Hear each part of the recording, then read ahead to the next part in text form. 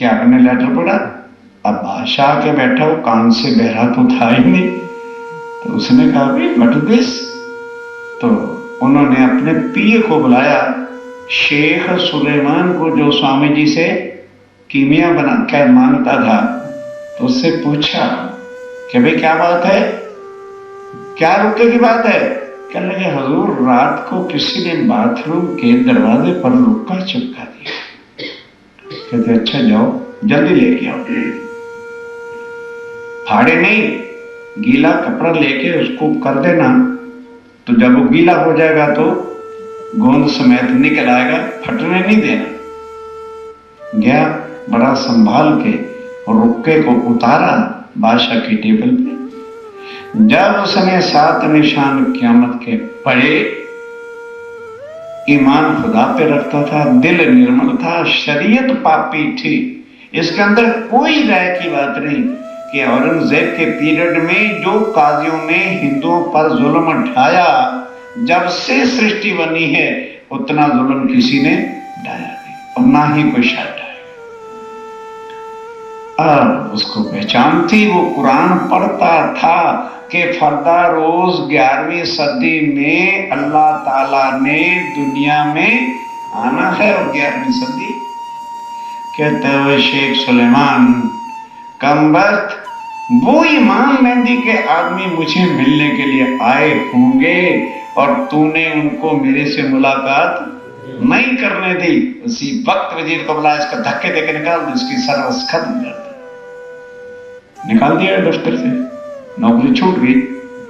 अब उस पोस्ट पर तो किसी को रखना है, तो शेख निजाम जो बादशाह का राज्य गुरु था, उसका लड़का अब्दुल्ला था, उसको उस पोस्ट पे रख दिया। कहने लगे देखो अब्दुल्ला, नगर में सूचना दे दो, ढिंडोरी पिटवा दो कि जो रुके देने वाले हैं, कल बादशाह फ्राइडे है, ईदगाह में नमाज पढ़ने जाएगा, और बादशाह ने कहा कह दो मैं घोड़े पे खड़ा रहूंगा, वो जो आदमी जिन्होंने ये रुक्का छोड़ा है वो वहां आ जाए, बादशाह खुद उनका रुक्का लेगा। कहता जी पिटवा दूंगा।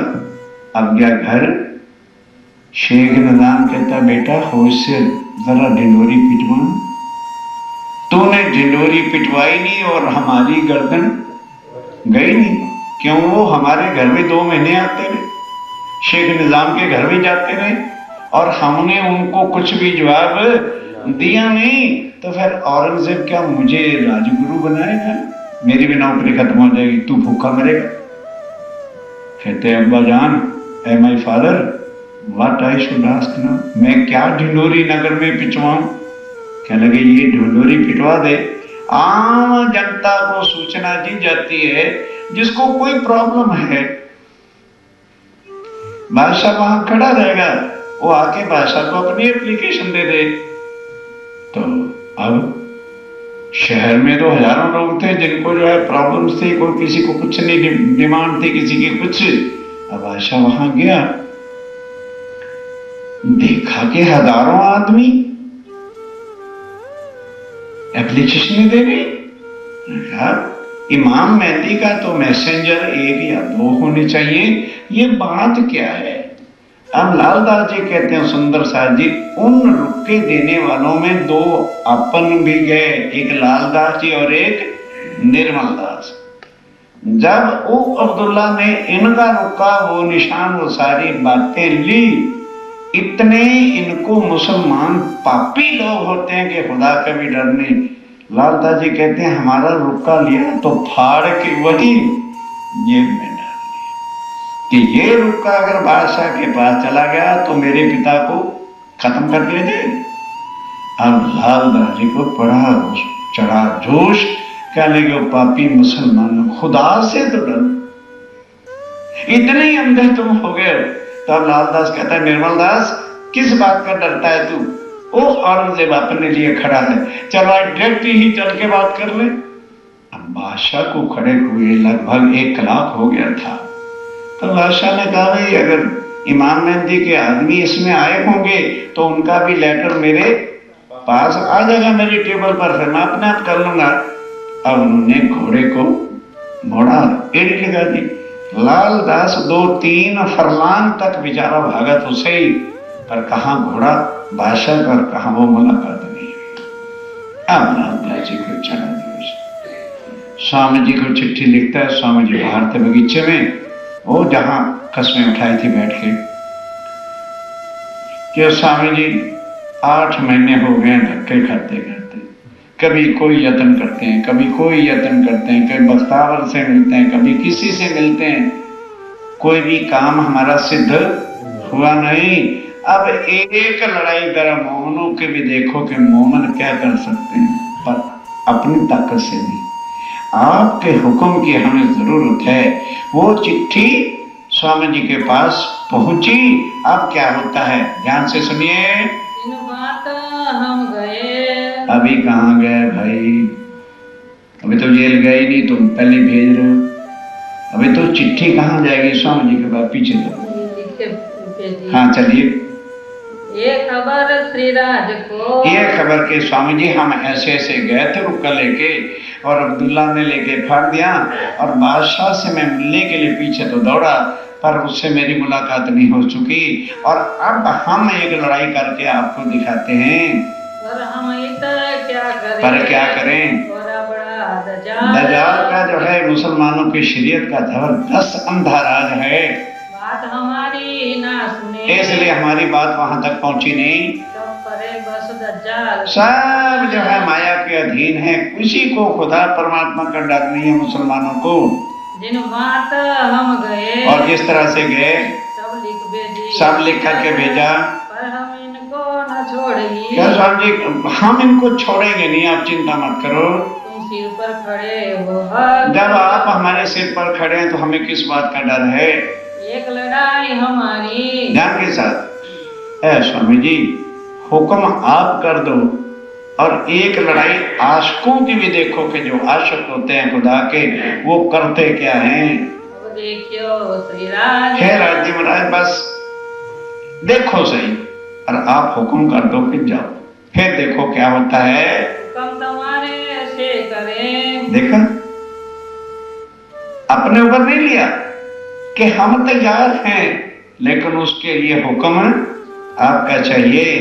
काम का हम काज, और फिर करके हम दिखाएंगे। अब हम लड़ने जाते हैं, अब हम लड़ने के लिए जाते हैं। तुम रहियो होशियार, है स्वामी जी, अब आप जानो आपका काम, हम मरने के लिए जा रहे हैं। तुम सिर पर हमारे खड़े, और जब आप मेरे सिर पर खड़े हो, अक्षरा तीद राज्य सिर पर खड़े, तो फिर हमें मौत का डर ही क्या है। अमृत परवरदिगार, सर्वशक्ति मान सब विद पिया जी साम्र, तो फिर हमें किस बात का डर है। ये क्या करे हमको, और ये कर क्या सकता है हमारा। हम गए तुम्हारे कदम, और हमने किसका आसरा लिया है, तुम्हारे चरणों का, और इन्होंने किसका आसरा लिया है, माया का।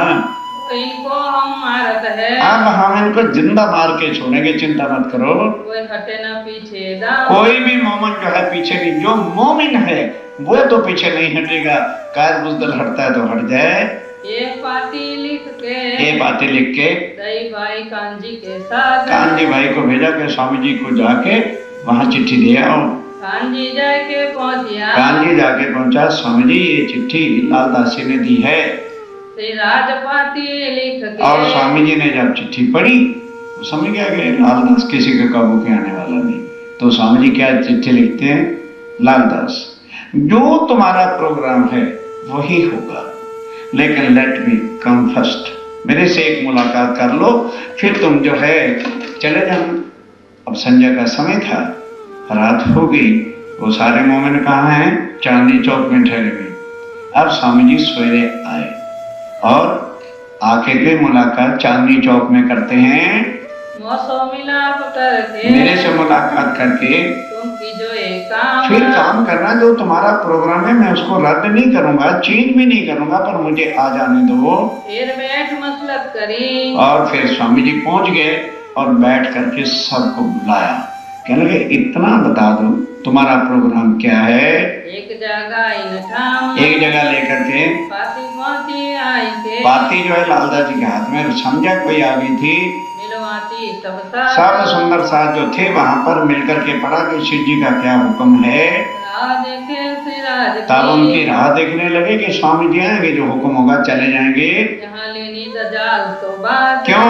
मौत से खेल है सुंदर साथ जी, कहना बहुत आसान है, प्राण प्यारे की जय बोल देना बहुत आसान है। राह देख रहे कि स्वामी जी आ जाए, फिर देखी जाएगी जो कुछ होगा। यो करते दूसरे दिन प्रातः काल आए पहुंचे सिराज, स्वामी जी आ गए वहां पर। चांदनी चौक की हवेली, चांदनी चौक की हवेली एक थी, भाड़े पर ले रखी, उसमें बैठे विचार कर रहे हैं। छतरी के घर इनका, छतरी के घर में रहत लालबाई इनमें, लाल भाई भी इनके साथ है। कहाँ आँखियों मिला, वहां आके मुलाकात करी, साथ बैठ मसलत करी, सब सुंदर साथ ने बैठ के मसलत करी।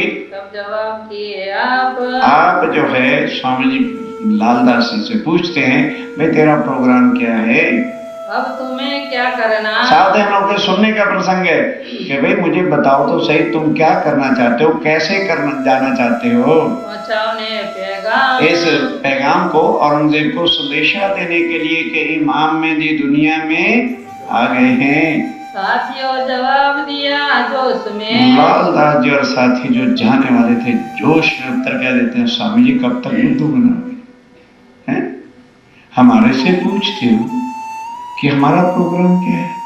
हमारा प्रोग्राम है आपके पास है, जो आप चाहोगे वही होना है, हमें तो हुक्म कर दो कि जाना है। फिर या तो पैगाम दे के आएंगे औरंगजेब को, या जिंदा शक्ल नहीं दिखाएंगे प्रणाम परम धाम ने के। ये रोज की घटघट बीच में रबड़ा साल हो गया धक्के खाते हुए, ये कोई बात थोड़ी। हुक्म आप दे दो, बाकी हमारे से प्रोग्राम पूछते हुए कल को क्या होना, वो आपके हाथ है कि हमारे हाथ है? वो सब कुछ धनी आप जानते हो, हम कुछ नहीं जानते हमारा कल का क्या होना है।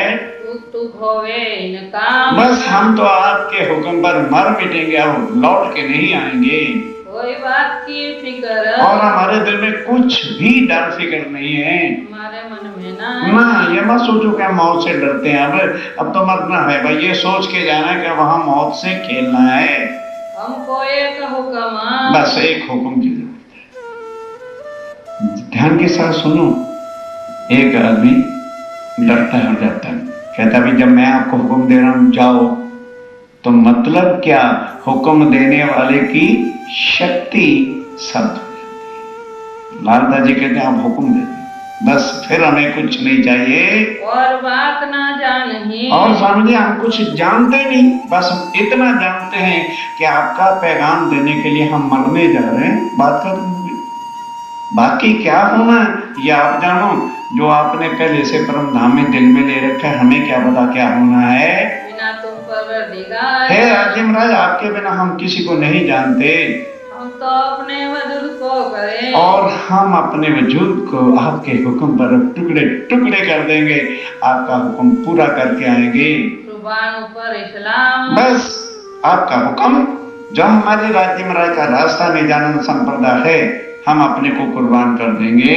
हमको और न सूझही, अब और कुछ सूझता ही नहीं है, या आपका पैगाम देंगे या मरना है, तीसरी बात ही नहीं है। बिना करे ये काम, इस काम को करे बिना अब लौट के वापस नहीं आएंगे। जोश इनका देख के, अब इनका जोश देखे स्वामी जी कहते हैं शाबाश, इसको कहते हैं मोमिन।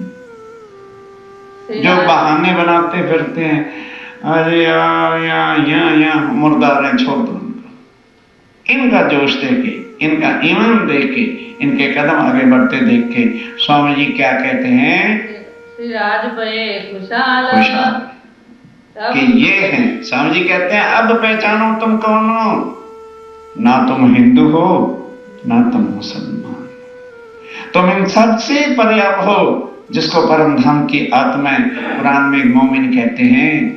इनको को देखे आशिक, इनको सच्चे आशिक है कि ये है राजीव राय के सच्चे आशिक, ऊपर दीन इस्लाम, जो अपनी निजानंद संप्रदाय धनी के फरमान पर मरता है, वही तो परम धाम का साथी है। ये बख्शिश हक की, और ये कृपा कौन करता है? राज्य की मेहर के बिना कोई भी काम कर सकता नहीं। हम आपको कहते हैं you are very strong, nothing nothing nothing, strong उसकी पावर है।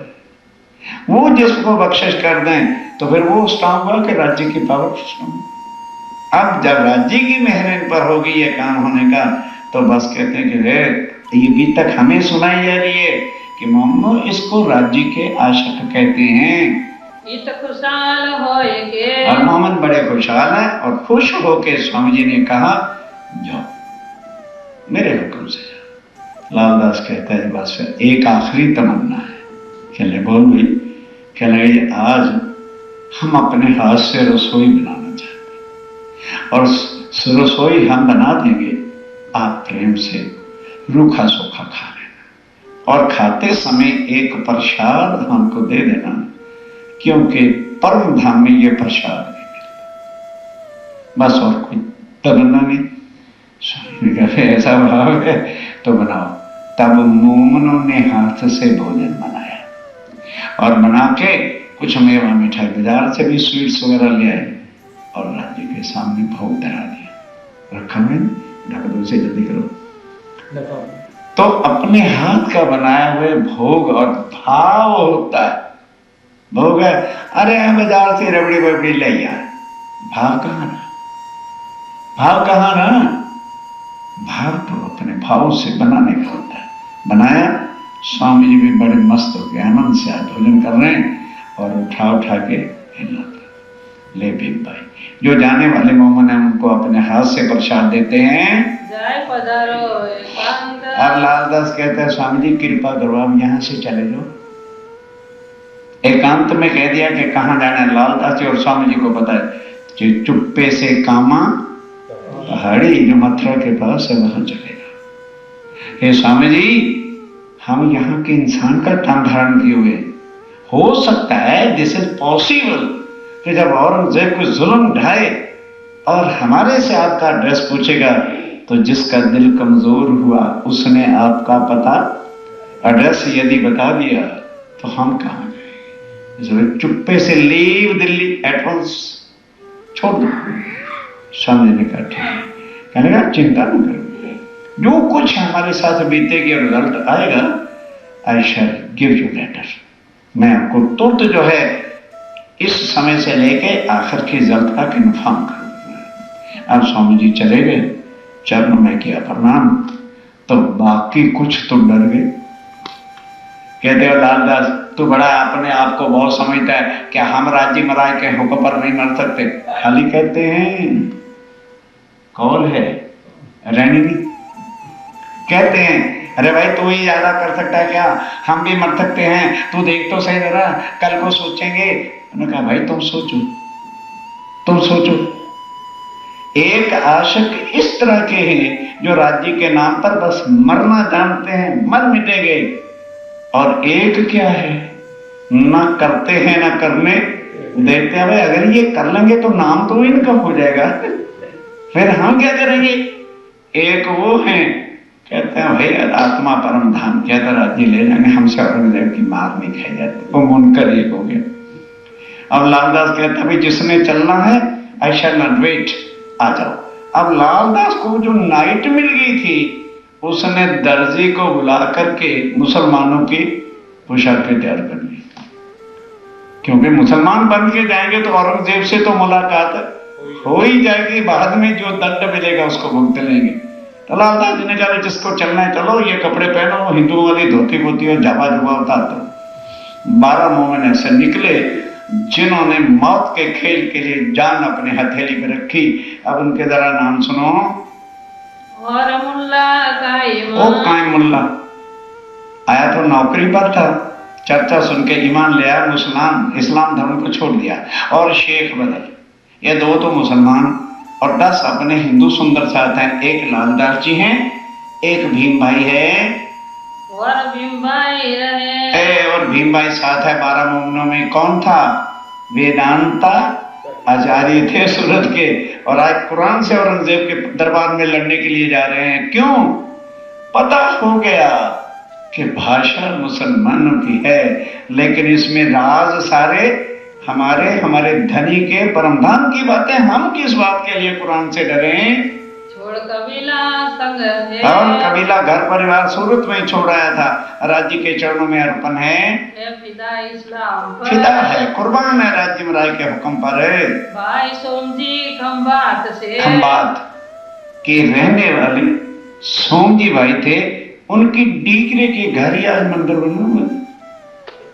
वो प्रसंग फिर पन्ना जी की सेवा में बताऊंगा, फिर लिंक टूट जाता है। सोम जी भाई खंबात के रहने वाला था, मिले थे वो भी यहाँ आके दिल्ली में मिले थे। घर इनके खंबात, इनके घर खंबात में है। कुर्बान पर वक्त, बस समय और राज्य का हुक्म फिदा है, मत मिटना है, धनी का हुक्म पालन करना है।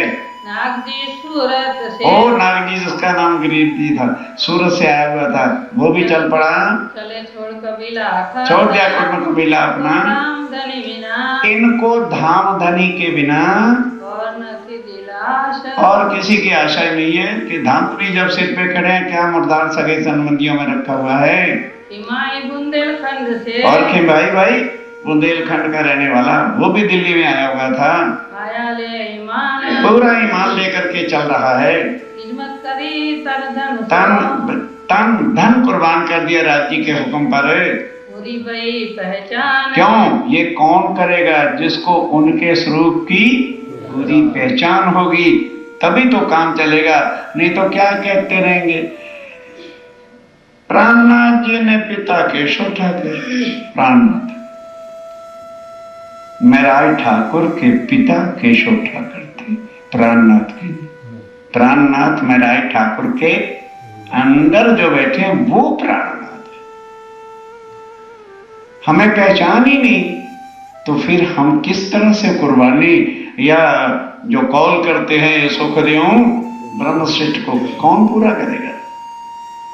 अब इनको पहचान है, जिनको ये पहचान है कि हमारे साथ अक्षरा तीत पूर्ण ब्रह्म सच्चिदानंद है, वो दुनिया से क्यों डरेगा? गया राम दिल्ली में, अब देना ये 7 सुंदर साथ बाहर के और 5 सुंदर साथ दिल्ली के हैं। इनमें सबसे कुर्बान होने वाला और बड़ा मोटा सेठ कौन था? दयाराम, वो जो फतेहपुरी में था, जो लेके भी गया था और मुसलमानों के टीके की किताब को, मान लिए जो पूरा विश्वास है राज्य पर और मर मिटने को तैयार हैं। सेवा खिदमत में रहे, सेवा खिदमत में रहता है, कभी भी आलस आता नहीं है, ईमान गिरता नहीं है उनका।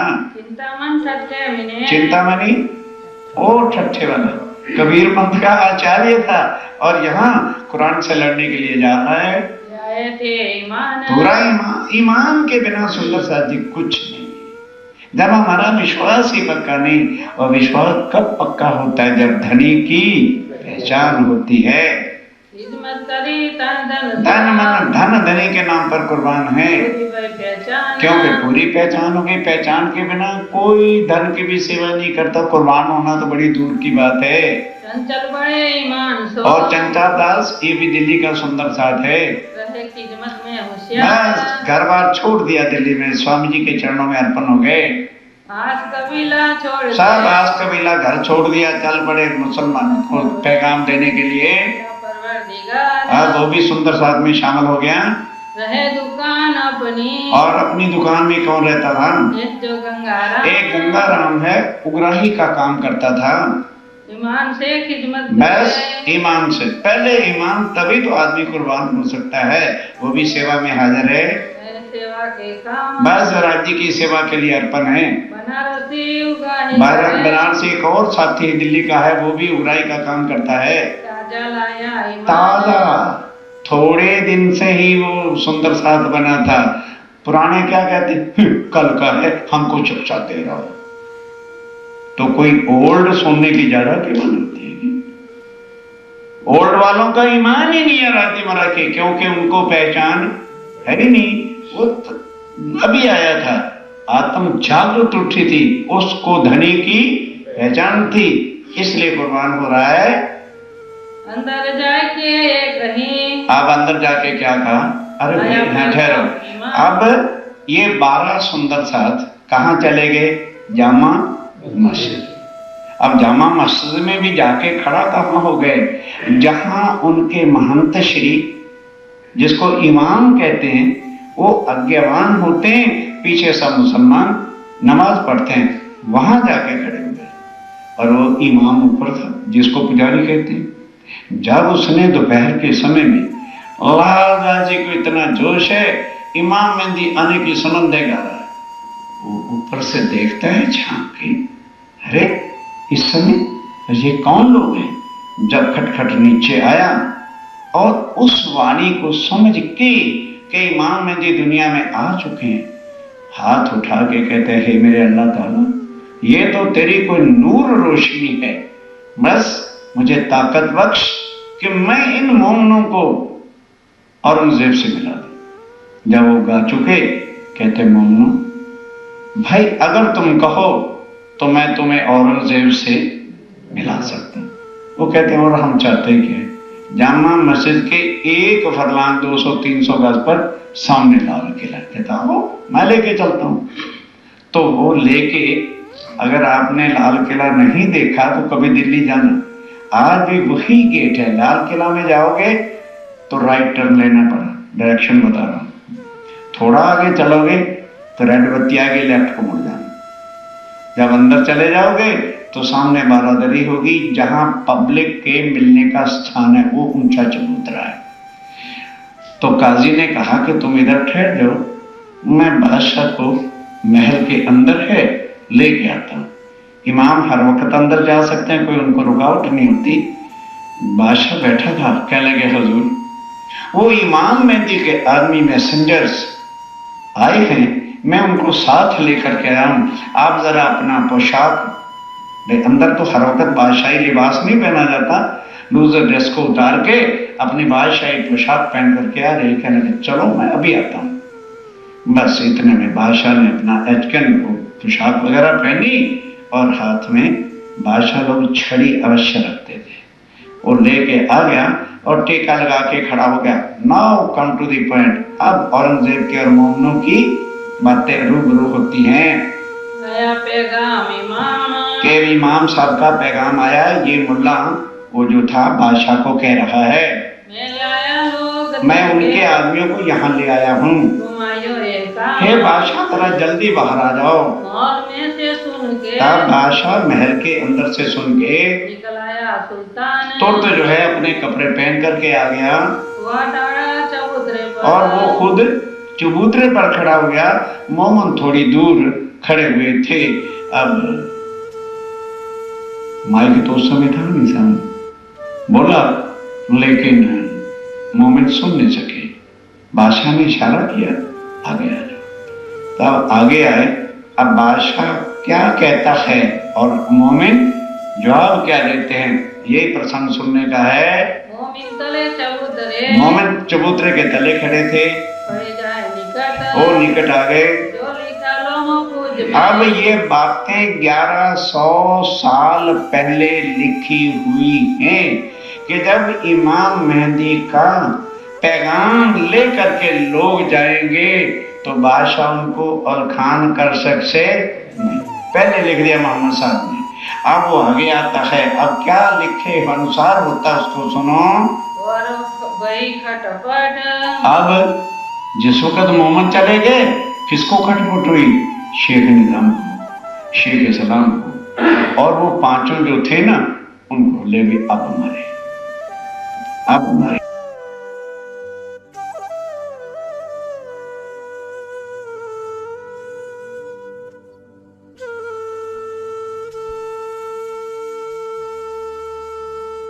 दर दर काम भी रहे। तब बादशाह ने मोमनों से पूछा कि मोमनों, मेरे दरबार में आए, आप क्या चाहते हो? इशारत सो आए, इशारत करके कहा। तब बोले तो मोमिना, अब मोमिना सारे नहीं बोलते, लालदासी बोलते। क्या बोले? ला इलाहा इल्लल्लाह मुहम्मद रसूल। एक कलमा है जिसको हम मंत्र कहते हैं। ये पढ़ के मोमिन चुप हो गए, कलमा जुबान चलाए, जुबान से कलमा बोला और साथ क्या कह दिया? बिस्मिल्लाह अल रहमान अल रहीम। अर्थ क्या है? बिस्मिल्लाह, अल्लाह हे पूर्ण ब्रह्म, तुम ही अति दयालु हो और तुम ही अति कृपालु हो और तुम ही सर्वशक्ति। ये है जिसको सुन के हम घबराते फिरते। जब ये मुख से बात कही उन्होंने, क्या मतलब है तुम, तब एक इन्हें मिनट ठहरो। तब बादशाह ने पूछा, भाई ये तो ठीक है आप कलमा पढ़ते हो, विश्वास है मुझे, लेकिन क्या मतलब क्या है तुम्हारा? व्हाट यू आर अराइविंग, आपके आने का कारण क्या है? तब इन्होंने जवाब दिया, दीन इस्लाम के आशिक हम, कह जी हम दुनिया की चाहने वाले नहीं, हमें ना कोई शिकायत है ना कोई फरियाद है, हम तो पैगाम देने के दीन इस्लाम इमाम मेहंदी साहब का आए हैं। कछु मतलब अपना कहो। कहने के खैर वो भी मैं सुनने के लिए तैयार हूँ, कुछ अपना मतलब कहो, कुछ ना कुछ तो तुम्हारा भी स्वार्थ होगा, मेरे दरबार में आए हो। लालदास कहते बादशाह बार बार कहते हो, किस मतलब के लिए तेरे में रखा गया है? अरे तू किसका बादशाह है? फना हो जाने वाली दुनिया का तू मालिक है और हम मालिक हैं अर्शे अज़ीम के। हम मुर्दार को मांगने नहीं आए, डायरेक्ट इंसल्ट कर दी बादशाह। क्या रखा तेरे दरबार के अंदर? वो हमें नहीं चाहिए दुनिया का कुछ भी, हम अल्लाह के आशिक हैं, उनका पैगाम मैसेज देने के लिए सिर्फ हम आपके पास आए हैं। कछु मांगो मुझसे, कहने कुछ तो मांग लो भाई, मेरे दरबार में आए हो। कहा एक बात हम मांगत, कहने का बार बार कह रहे हो ना, एक बार मांग लो फिर मांगते हैं कर पूरा, कि हम आपको कुरान से इमाम मेहंदी के आने की पहचान कराना चाहते हैं। पर जिस वक्त हम और आप बातें करें, इनको नहीं आने देंगे। ये शेख निजाम, हम पैगाम लेकर इसके घर 2 महीने भटकते रहे। ये शेख इस्लाम जो तेरा सुप्रीम कोर्ट का जज है, इसके घर भी 2 महीने भटकते रहे। ये रज़वी खान जो तेरा दीवान है, इसके घर भी 2 महीने भटकते रहे। ये अकल खान जो सबको कुरान की शिक्षा देता है, इसको एक घर भी हम 2 महीने भटकते रहे। और ये तेरा सीधी पुलाद जो पुलिस का जनरल है, इसके घर भी भटकते रहे। इन्होंने हमारी मुलाकात तुम्हारे से करवाई नहीं। इसलिए जिस वक्त हम और आप कुरान की बैठ के बातें करें, आप प्रश्न करो, हम उत्तर देंगे। हम प्रश्न करें, आप उत्तर दें। उस वक्त इनको किसी को भी अलाउ नहीं होगा कि ये बीच में आए। पूछो सुनो तुम हमसे, तुम हमारे से पूछो और सुनो हमारी बातों को, और न सुनावे कान, और किसी को हम सुनाना नहीं चाहते, क्योंकि इसके पात्र कोई और है ही नहीं है। अब जब ये सुना तो शेख इस्लाम घबरा गए, तुरंत सर्वसम्मति से एक नया ला बना दिया, क्योंकि ला तो बनाने वाले थे, ला मिनिस्टर काजी थे। क्या नया कानून बना दिया बादशाह सलामत? हजूर, ये लोग जो आज अपने को इमाम मेहंदी के आदमी कहते हैं, ये गंगाराम है, फतेहपुर में इसकी दुकान, रोज हम इनसे सौदा खरीदते हैं। वो चंचलदास है, वो ओगराई करने वाले जो 5 दिल्ली सुंदर साथ जी, ये इनसे रोज हम बाजार में मिलते हैं। आप बादशाह सलामत कुछ मगज से सोचो कि मुसलमानों हिंदुओं को हम लाख रुपए का भी किसी को लालच दें तो कोई भी कलमा पढ़ने को तैयार नहीं होता। और ये बनावटी कपड़े पहन के आ गए कि हम इमाम मेहंदी के आदमी हैं। क्या इतनी जल्दी इनको अल्लाह ताला की पहचान हो गई है, कुरान के मायने जानते हैं? तो हुजूर ये काजी इतने आपके किस लिए दरबार में नौकरी करते हैं? जिस काजी पर आपको बादशाह सलामत विश्वास हो, उसको हुक्म कर दो, वो बैठ करके इनसे कुरान की बातें करेगा। अगर रियली ये मोमिन होंगे तो आपके पास रिपोर्ट आ जाएगी, उसके बाद बेशक आप बातें कर लेना। पर इस समय शरअ आपको इजाजत नहीं देती कि आप इनके साथ एकांत में बैठ करके चर्चा करें। क्यों? पॉसिबल है कि किसी हिंदू राजा ने इनको लोभ लालच देख के भेजा हो, और ये होंगे 12 एकांत में और तुम होंगे 1, मार डालेंगे। अब बादशाह बात तो ठीक है, मैं अकेला हूं, भाषण। कहने लगे ठीक है, पर बात यह है कि मैं इनसे बातें नहीं करूंगा। कहने लगे हुजूर फिर आप करना, जब हम देख लेंगे कि रियली ये सच्चे आशिक हैं खुदा के, कुरान के मैंने जानते हैं, तो हम कह देंगे फिर एकांत में भी बैठ के पढ़ना, बातें करना हमको कोई अपेक्षा नहीं होगा। तब बादशाह ने लिख के दिया, देखो ये मेरे दरबार में मेहमान आए, इनको अच्छी अच्छी मलीदे देना। ये फारसी का शब्द है, मलीदे मैंने अच्छे भोजन, मेवा, मिठाइयाँ, खूब आनंद मंगल का इनकी सेवा करना, कष्ट ना होने पाए। मैंने अच्छा हुजूर। बादशाह ने पैगाम दे दिया कि इमाम मेहदी आ गए हैं, दे दिया पैगाम। अब वो सुप्रीम कोर्ट का जज था, जो पुरुष का कोतवाल था, उसके घरे घरे इनकी मार मार हड्डियां तोड़ और देख इसकी परीक्षा कर लिए रियली है कि नहीं। बादशाह ने क्या पैगाम दिया कि इनकी मेहमान नवाजी रखना, इनको कष्ट न देना। कोतवाल कहता है बादशाह का हुक्म देखूं तो और है, लेकिन मैं अंडर किसके हूं? सुप्रीम कोर्ट के जज के। कहने लगा हुजूर चिंता न करो। संध्या का समय हुआ तो उसने क्या किया, दो मुसलमान थे ना बीच में, उनके लिए मीट वगैरह नॉन वेज मंगवाया, और बाकी हिंदू थे उनके लिए सब प्योर शुद्ध भोजन वेज वाला। तो कोतवाल कहते आओ भाई, ये दो मुसलमानों का खाना है, लो तुम खा लो। आओ भाई, तुम लोग तो हिंदू हो, ये मिलके खा लो। लालदास कहते बादशाह, ए कोतवाल साहब, हम में ना कोई हिंदू है और ना ही कोई मुसलमान है, हम एक परवरदिगार की आत्माएं हैं और हमारे में किसी प्रकार का भी भिन्न भेद।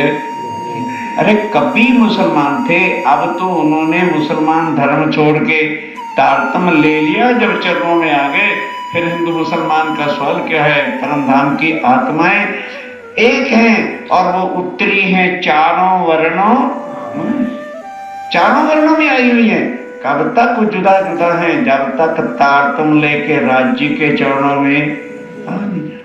जब एक साथी, एक सुंदर वाय की वासना के साथी हो गए, राज्य के अंग हो गए, तब कहने लगे ये जो अशुद्ध भोजन है ये उठा लो, हम नहीं खा सकते।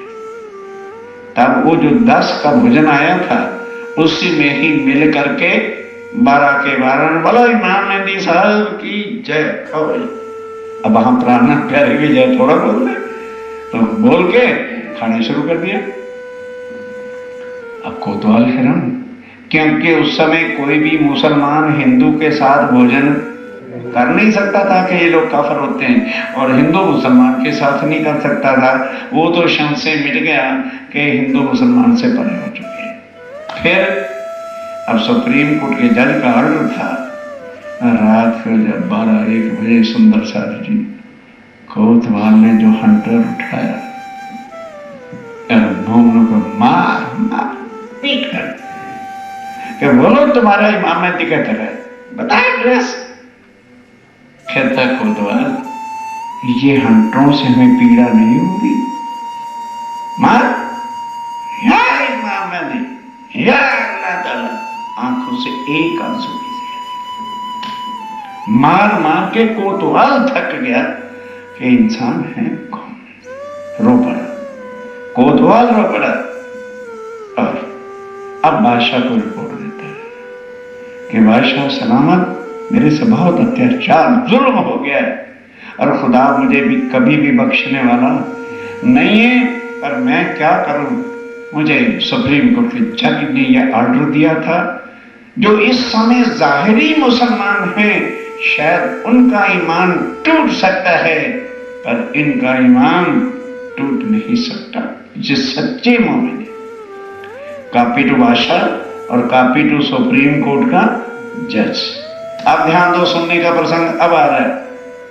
अब सुप्रीम कोर्ट का जज जब दरबार में कोर्ट में गया, उसने लेटर लिखा और पुलिस साथ भेजी कि जाओ उन मोमिनों को दरबार में पेश करो। किया गया, आ गए मोमिन दरबार में। और अब लालदास कहता है काजी साहब, कोर्ट के जज हो, इंसाफ के तख्त पर बैठे हो, ये बताओ कुरान में कहां लिखा है कि जो मोहम्मद साहब पर और अल्लाह पर यकीन लाए उसकी खलड़ी उतारो जरा, वो कुरान में से चैप्टर सारा निकाल के दिखा। हमने क्या पाप किया? ये सजा जो तुमने हमको दी है, कपड़ा उठा के देखो, क्या हमने कोई चोरी की थी? भाई हमें कोतवाल के जो तुमने हवाले किया है वो तो उसको किया जाता है जो गिल्टी होता है, चोर होता है, भिखारी पुरुष होता है। क्या हमने कोई चोरी की, या हमने किसी की छिनारी की, किसी की बेटी की इज्जत उतारी है, या हमने कोई डाका डाला है? तो प्रूफ करो, अदरवाइज हमने क्या पाप किया है? खुदा और अल्लाह पर यानी मोहम्मद साहब पर यकीन ही तो लाए हैं, और ये उसका बदला आपने दिया है। ये कुरान में कहां लिखा है कि अल्लाह ताला ने कहा हो जो मेरे पर विश्वास यकीन लावे उसकी तुम खलड़ी उतारो? भरी कोर्ट और लाखों मुसलमान तमाशा भी देखने गए, देखे भी आए कोर्ट में क्या होता है। अब क्या वो जवाब दे? कहने लगे इतना में नहीं होने वाला कुछ काजी साहब, अगर तुम सच्चे मुसलमान हो और हमको काफिर कहते हो तो बताओ जरा एक आयत का आईना क्या होता है। इन्ना इंजल्नाहु फी लैलतुल कद्र, लैलतुल कद्र मावदर का, मावदर का क्या मतलब क्या? जब इमाम मेहदी आएगा तो एक रात 1000 महीने से ज्यादा होगी। वो रात कौन सी है जो 1000 महीने की होगी? जिसमें अल्लाह ताला ने भी दुनिया में आना है। वो तीसरा तकरार, नहीं समझे? पहले दूसरे तकरार में नहीं, तीसरे तकरार के अंदर परम धाम से श्री राज्य महाराज अपनी आत्माओं के साथ आएंगे। इसके अर्थ खोल के बता। फिर क्या कहा कि जब अल्लाह ताला के अर्श के अंदर रूहें थी तो उन्होंने फिर किसको कहा था कि रूहों अलस्तो बिरब्बिकुम, और वले कहा रूहन। वो कौन जगह है और किन रूहों ने उनको जवाब दिया था? कहां से ला? सुंदर साहब जी कुरान के वारिस भले मुसलमान हैं, एक भी अध्याय सेकंड पारे का अर्थ कर सकते। अर्थ क्या है? ये चाबी तारतम है दुनिया के सब ग्रंथों की। राज्य ने चाहा कल का दिन देखने वाला होगा। रमेश ओझा भी आ रहे। मैंने प्रश्न करना है कि नित्य वृंदावन कहां है, क्योंकि वो भागवत का इस वक्त विश्व डंका कहते। तो बताए वो नित्य वृंदावन कहां है जिसका प्रचार करता फिरता है? None can answer. इतनी ताकत है तुम्हारे तारतम्य राज्य के स्वरूप की, पर किन को ताकत मिलती है? जिनको धनी की पहचान, उन पर ईमान, धनी की मेहर उस पर है। अब ये मोमिन जो इतने कूद रहे किसके बल पर? राज्य महाराज की मेहर। और ये प्रश्न जब पूछा आंखों में आंसू आ गए सुप्रीम कोर्ट के जज के लिए आए, हमारे से कितना जुल्म हुआ। तब बादशाह को लेटर दिया, बादशाह लेटर आई डिड रॉन्ग, मेरे से गलती हो गई और ये सच्चे आशिक मोमिन हैं। अब आप यदि हुक्म करो तो मैं इनको अपने घर ले जाता हूं, वहां बैठ के कुरान का सारा प्रश्न उत्तर करूंगा और फिर जो रियल होगी रिपोर्ट में आपको भेज दूंगा। फिर बादशाह ने लिखा कि अच्छा आगे तो मेरे हुक्म को नहीं माना, अब इनको घर ले जाओ, शाही मेहमान समझकर इनकी सेवा करना और इनको घर रख के फिर रिपोर्ट देना। अब काजी लिखता जी आप चिंता न करें। अब घर ले गया, अच्छा ठिकाना दे दिया हवेली, और उनके ऊपर जो चौकी थी पुलिस की हटा दी कि वैसे निगरानी करो, इनको पुलिस के अंदर रखने की कोई जरूरत नहीं। 2 दिन के बाद अब बादशाह उसने काजी ने लाल दास को बुलाया कि भाई तुम आओ। 2 आदमी मुझे बैठ के कुरान के भेद बताओ। तब वहां लाल दास जी उनको अर्थ बता रहे हैं कि अल्लाह ताला ने जो 3 तकरार कहे हैं, एक में वो अल्फ बने हैं और दूसरे में लाम बने हैं और तीसरे में मीम बने हैं।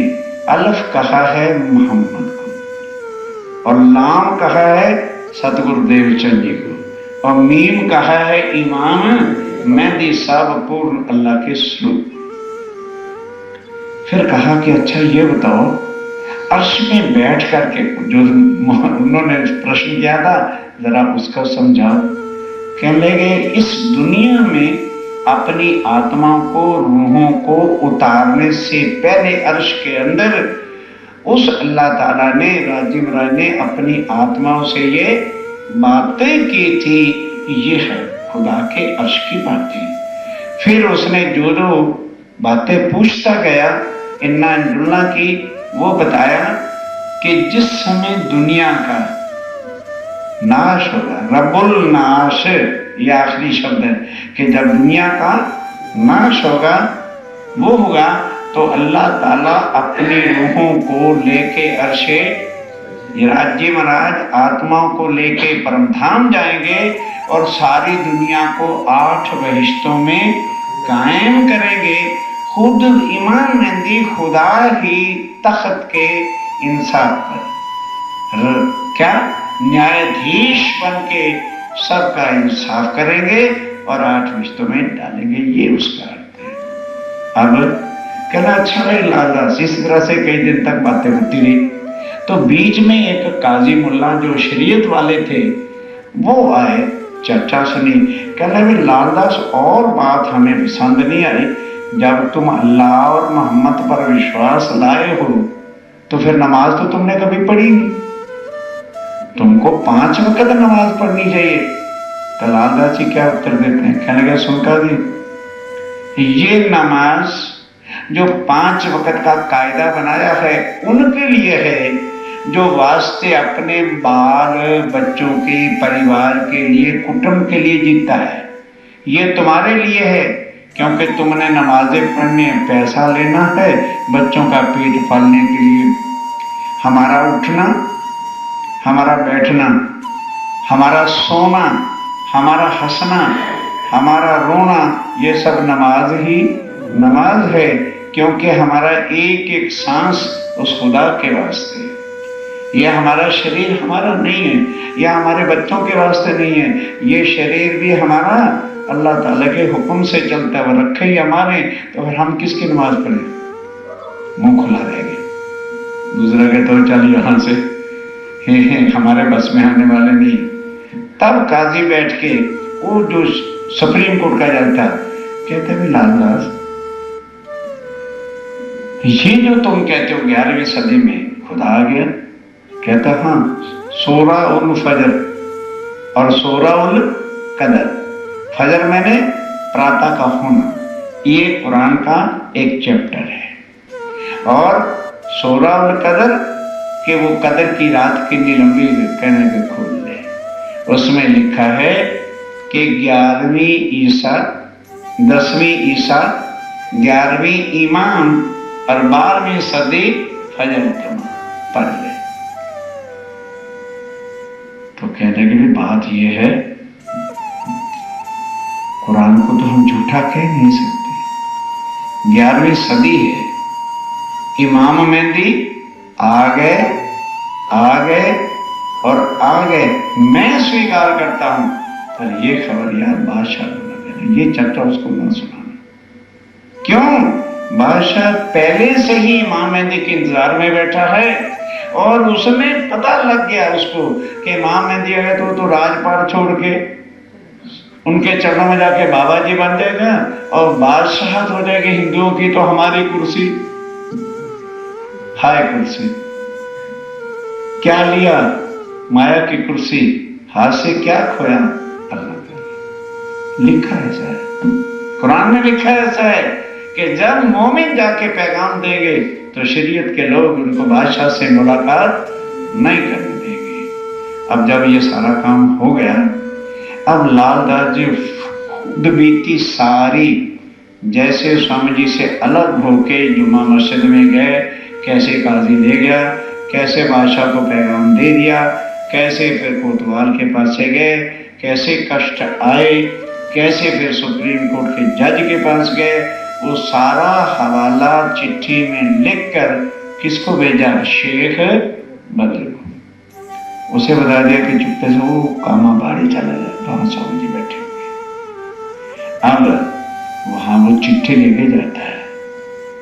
जब स्वामी जी ने ये पढ़ा, मेरे मोमनों को मार दी, तो क्या लिया? इन मोमनों को मारनी पड़ी, मैंने मैसेंजर भेजे थे, ये मुझे मार पड़ी। जबराइल अभी फना कर दे दुनिया को, हुक्म दे दिया स्वामी जी ने, नहीं चाहिए ये दुनिया, मां पर ले कर दो। राजी कहते खुद ठहर जाए, फिर चौथा विमान बनाने के। अभी ना शाकुंडल जगह है, ना शाकुमार जगह, फिर क्या करोगे? थोड़ा समय और बढ़ा दो। रात रखी कछु खींच के, सो भी वास्ते। जो आत्माएं अभी माया में पड़ी हैं, उनको राज्य की पहचान नहीं हुई है, तो क्या फिर बार बार राज्य में विराजमान बनाते नहीं? क्या लगे अभी? अब स्वामी जी अपनी कलम से चिट्ठी लिखेंगे मोमनों को। वो चिट्ठी ऐसी है कि हमें कैसे दुनिया में जीना है, कैसे हमको खाना चाहिए, कैसे हमको व्यवहार करना चाहिए, कैसे अपने ईमान पर पक्के रहना चाहिए, और दुनिया के साथ कैसा व्यवहार में रहना चाहिए, और ताकि हमारा कभी ईमान डगमगाए नहीं। वो सारा कुछ पाती में सार है। ये पाती कर इससे पहले, क्योंकि विषय और का और हो जाएगा। और अब मोमिन इंतजार कर रहे हैं कि भाई हमने चिट्ठी भेजी है, स्वामी जी क्या लिख करके बोलते हैं। बोलो श्री प्राणनाथ। भाई समय भी हो चुका, घड़ियां देख लो, 9:45 से आगे नहीं चलना होता। श्री महामती कहे मोमिनो, काजी के घर की बीता, काजी के घर की बीता, अब कहो हादी की, अब कहो आनंद स्वामी। बोलो श्री सतगुरु महाराज, बोलो श्री निजानंद संप्रदाय, सर्व सुंदर सार।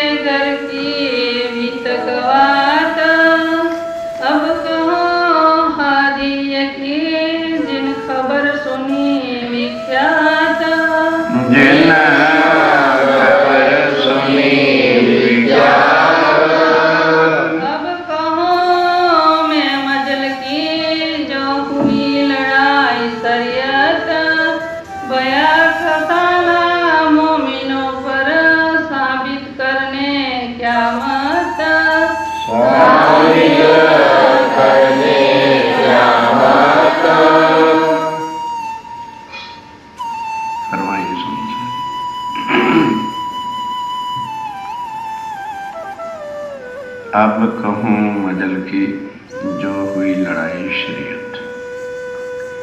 आप हक श्री राज्य विराज वै धाम के धनी, पार ब्रह्म सच्चिदानंद स्वरूप अक्षरातीत, विजया अभिनंद बुद्ध निष्कलंक अवतार आखिरुल ज़मां इमाम मेहदी।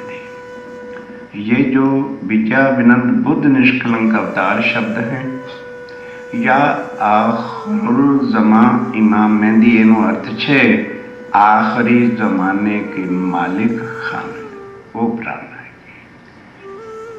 अरबी फारसी में आखिरुल ज़मां इमाम मेहदी कहते हैं, और हिंदी शब्दों में विजया अभिनंद बुद्ध निष्कलंक अवतार कहते हैं। अब वो बता रहे हैं कि ये सुंदर साहब जी शरीयत वालों के साथ क्योंकि ये विषय जो सुंदर साथ रोज सुन रहे हैं, पता है कि संसार में इतने धर्म हैं और भगवान भी, हर धर्म का एक एक भगवान, लेकिन कहते सारे हैं कि परमात्मा सबका एक है, पर इतनी क्लैरिफिकेशन किसी के पास नहीं है कि what is the difference between भगवान एंड परमात्मा। भगवान अनेक और परमात्मा एक। भगवान बनते और मिटते हैं, वो साफ गीता में भी कहा, अर्जुन मेरे भी लाखों जन्म होते हैं, और राम ने भी कहा, और सारे संसार के ग्रंथ कहते हैं ये जगत मिथ्या है और ब्रह्म सत्य है। कभी किसी काल में कोटों बार दुनिया बनी, बन के मिट गई, पूर्ण ब्रह्म एक परमात्मा जिसको कहते हैं वो कभी सृष्टि पे आए ही नहीं। और ये 28वें कलयुग की बड़ी भारी महिमा है कि इसमें किसने आना है, जो सबका एक परमात्मा है। अब सबका है तो मुसलमानों का भी है, सिखों का भी है, क्रिश्चियंस का भी है और हिंदुओं का भी है। अब वो एक कैसे है और दूसरे एक क्यों नहीं? वह जो भगवान है सिर्फ वो एक कम्युनिटी के हैं, और फिर the God which relates only one community is not a God. वो तो एक पक्षी है, परमात्मा है। अब ये वाणी सुन के कई हमारे सुंदर साथ को भी अचंभा हो जाता है, अरे भाई और बातें तो सब भी ठीक है, बीच में ये कुरान का डंगा क्यों डाल दी? सोचने की बात है, क्योंकि हम अभी तक सोल की दृष्टि से, आत्म के भाव से अपने को देखते ही नहीं। हम किसको देखते हैं? देखो, हमें वजूद जो मिला है वो हिंदू वाला मिला, तो फिर इसलिए हमें फिर कुरान का ज्ञान या बाइबल का ज्ञान जरा समझने में बड़ी आपत्ति होती है। लेकिन उसको नहीं भूलना कि आत्माएं उतरी हैं चारों वर्णों। तो अब जो मोहम्मदन के अंदर कोई कोई आत्मा होगी तो उसको गीता से तो नहीं समझा सकते, या उसको हिंदुओं के और ग्रंथों से भी नहीं समझा सकते। तो इसलिए उनको उनकी भाषा से समझाना पड़ेगा। हिंदुओं को समझाना हो तो हिंदुओं को हिंदुओं की और मुस्लिम की तर श्री महामती इतने त्यों समझाओ जिन्हें समझ आवे जो। तो अब औरंगजेब के जमाने में कितना एक मौत का खेल था कि उनको जाकर कुरान से समझाना, और 12 मोमिन गए।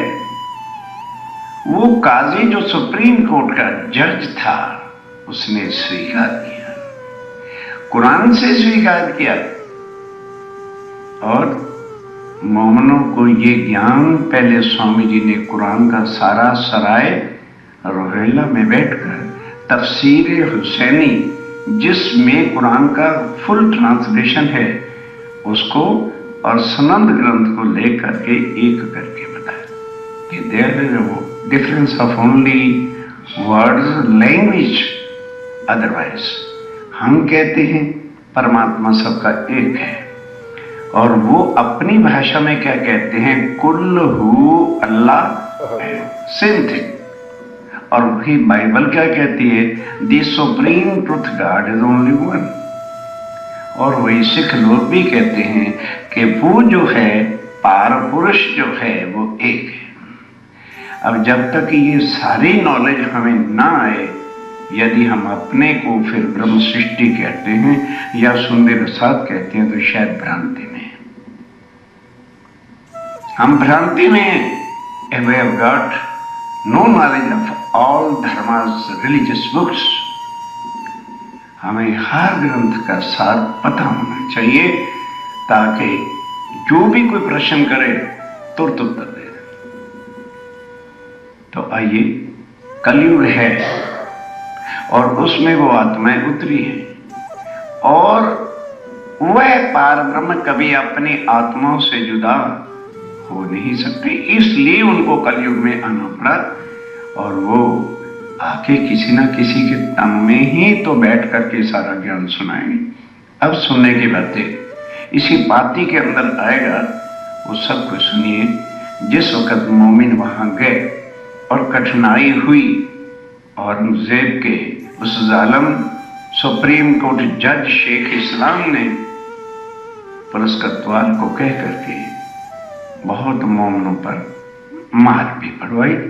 मोमिनों ने ज़ब्ता किया, कोर्ट में जाकर भरी सभाओं के अंदर उन पर क्वेश्चन किए कुरान के, तो एक भी प्रश्न का उत्तर दे नहीं सके। बड़े बड़े काजी हैं यहां पर बैठे, गए थे राज्य की कृपा से वहां, 6 क्वेश्चन उन पर किए थे जाके कुरान के, एक कभी उत्तर नहीं दे सका। इतना ही कह दिया, this question is beyond our capacity, we can't say anything.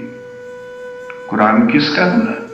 वो खाली मुल्ला है, by body doesn't know where is that God, where is Allah, but we have got a relation with him. ये सब बख्शिश अपनी आत्मा पर की, हमारे ऊपर सारी मेहर हुई है। सुंदर साहब जी श्री महामती कहे ए मोमनो ए मेहर हुई वास्ते। यदि हम कर्म कांडों में पुराने उल्ड रिवाजों में फंसे रहेंगे तो अब पाती सुनो, वह प्राणनाथ अक्षरातीत उन मामलों में जब इस तरह के दंड सहे और काजी ने जिस दिन ये स्वीकार कर लिया कि मामेंदी प्राणनाथ जी कुरान में लिखे अनुसार 11वीं सदी में आ गए हैं, हम स्वीकार करते हैं, तब लालदास जी ने पूरी डिटेल के साथ वो लेटर दिया कि स्वामी जी ऐसे ऐसे हम गए थे, ऐसे ऐसे थोड़ा दंड भी हुआ है, लेकिन वी हैव टॉलरेट, हमें कोई किसी प्रकार की चिंता नहीं, इतना है कि आपका हुक्म पूरा हो गया है। तब पाती लिखी हादिये ने, अब वो चिट्ठी लेकर के अपना सुंदर साथ आए। कहाँ स्वामी जी कहाँ पर है? बस कल का आज कहा भूल जाओगे तो फिर मेरे ख्याल में 9 तारीख के बाद तो 26 तक ही भूल जाओगे। कामा पहाड़ी में स्वामी जी बैठे मथुरा के पास, आज भी उस गांव का नाम कामा पहाड़ी है। वहां चिट्ठी लेकर के आए, स्वामी जी ने पढ़ा, दुख तो बहुत हुआ। अब आगे सुनिए। करने खातिर जमा मोमिन, तब अपनी कलम उठाए, अपनी कलम से मोमिनों को सेटिस्फाई करने के लिए कि ये तुम्हारे साथ क्यों हुआ। ये कुरान में लिखा हुआ था 1100 साल पहले कि जब परम धाम की आत्माएं मुसलमानों को संदेश देने जाएंगी तो वो उनके वजूद को देखेंगी तो पहचान ना सकेगी, इसलिए उन पर दंड होगा। 1100 साल पहले लिखा हुआ था। अब स्वामी जी उन आयतों के साथ, जैसे संस्कृत के श्लोक होते हैं तो कुरान में जो श्लोक होते हैं उनको आयतें बोलते हैं, उनके प्रमाण दे करके चिट्ठी लिखना है कि भाई हर राज्य ने ही तुम्हारा टूर प्रोग्राम ऐसा छाप रखा था पहले से मार पढ़ने का, तो फिर मैं उसको हटा नहीं सकता था। हौसला मत करो। सिखापन सब विध की, और ध्यान दो, चिट्ठी में केवल एक कोई वाणी की सिखापन इंस्ट्रक्शन नहीं, how we should live, how we should eat, how we should talk, we should explain our dharma. Every instruction is written in this letter. सुनियो दिल रोशन, सुनियो दिल रोशन। दिल रोशन कौन सा होता है? स्वामी जी कहते हैं जिसको मेरी पहचान हुई। दूसरे क्या कहेंगे? अरे प्राणनाथ नंगुरु देवचंद छे અને મારા ઠાકર ના દીકરા છે, वो क्या जाने ये बात कहाँ की है। जिन्होंने शरीर को प्राणनाथ समझा और जयंतियां मना रहे और मार रहे हैं, उनको क्या पता ये तत्व कौन सा है। यह पार ब्रह्मक्षातीत के स्वरूप की पहचान है। स्वामी जी कहते हैं, सुनियो दिल रोशन, जिन्होंने मुझे पहचान लिया है और अपनी आत्मा का संबंध का उनको पता है कि मैं रह न सकूं और रूहों बिन और रूहें रह न सके मुझ बिन। ये उनके रास्ते सारी इंस्ट्रक्शन है। ये पाती दिल्ली में, एक पाती दिल्ली में, एक कैद में हम। कौन कह रहा है? लाला जी, कि जब हम कैद में थे, स्वामी जी वहां थे, तब स्वामी जी ने अपने हाथ से